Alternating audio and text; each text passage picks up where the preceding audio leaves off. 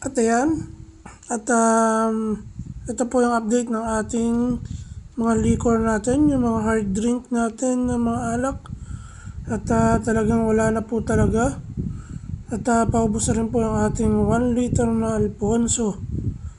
At magpipiesta po kasi sa linggo. At disperas po ngayon. At marami po nag-inuman na naman. At ito, kakabili ko lang nung gin nung isang gabi. At ubos na kagad.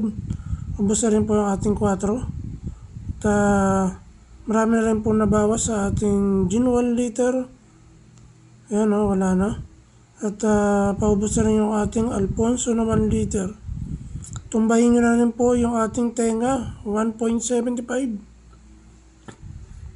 Bili na po kayo. Konti na lang po. At nire-refill na naman tayo bukas. Yun lang.